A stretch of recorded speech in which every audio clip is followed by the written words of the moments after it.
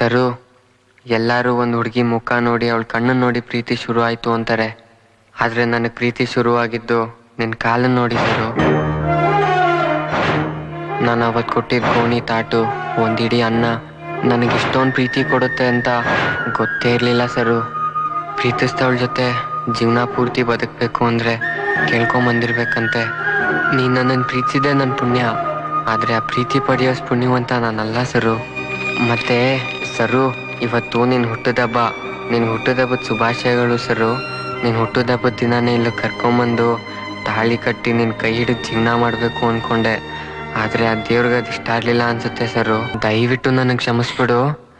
ಮತ್ತೆ ನೀನು ಹುಟ್ಟಿದಬ್ಬ ಕೊಡೋಕ್ಕೆ ಅಂತ ಬ್ಯಾಗಲ್ಲೇನೋ ಇಟ್ಟಿದ್ದೀನಿ. ನಿಂದ ಅಮ್ಮಯ್ಯ ಅಂತಿನದನ್ನು ತೊಗೊಂಬಿಡು ಸರು.